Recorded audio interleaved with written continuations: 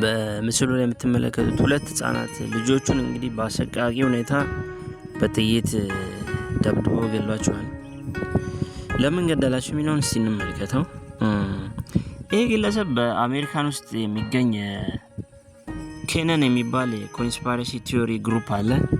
የዛ የግሩፕ አባል ነው እና ያ ግሩፕ ምንድነው የሚያስበው?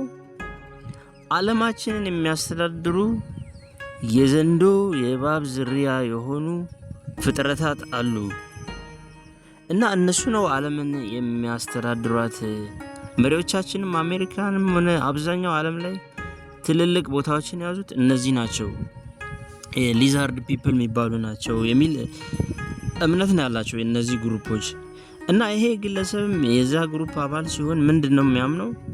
ባለቤት ውስጥ ይሄ የእባብ ዝርያ እኛውን ሰይጣን እንደምንለው ማለት ነው፣ ያው ዲያብሎስ ነው ዞሮ ውስጧ አለ፣ ዲያብሎስ ውስጧ አለ። ስለዚህ ልጅ ስትወልድ ደግሞ ልጆቼ ላይ ያንን ዘር አስተላልፋለች። ስለዚህ ልጆቹ የእባብ ዝርያ ናቸው፣ ወደፊት አድገው ምንም አይጠቅሙም። ሌላ የእባብ ዘር እኔ ማራቢያ ነው የሆንኩት የሚል እንግዲህ ሀሳብ በመያዝ ነው እነዚህን አበባ የመሰሉ ልጆችን በአሰቃቂ ሁኔታ ሊገድል የቻለው።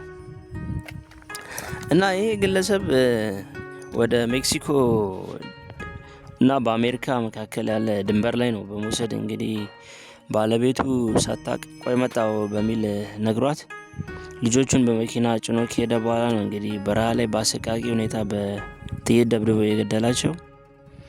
ይህ ግለሰብ ከዛ በኋላ ሲመለስ ድንበር ላይ ፖሊሶች ይዘውት አሁን እስር ቤት ውስጥ ነው የሚገኘው። እዛው እስር ቤት ውስጥ ደግሞ ያው በጸጸትም በምንም ብቻ በጭንቀት ያው ሰይጣንም እንግዲህ ውስጡ ስላለ ራሱን ከግድግዳ ጋር ያጋጫል፣ ሽንት ቤት ጋር ራሱን ያጋጫል። በእንደዛ አይነት ሁኔታ ታስሮ ነው ያለው።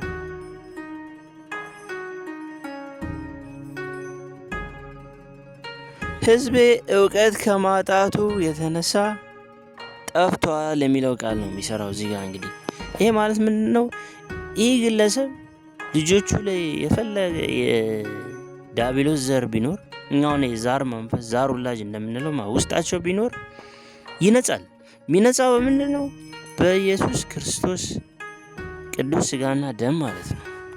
ክርስቶስ ወደ ምድር ላይ መጥቶ አንደኛ ደሙን ያፈሰሰልን ለምንድን ነው? እኛን ንጹህ ዘር ሊያረግ ፈልጎ ነው። ውስጣችን የመርገምን ደም አንጽቶ ንጹህ ሊያረገን ፈልጎ ነው።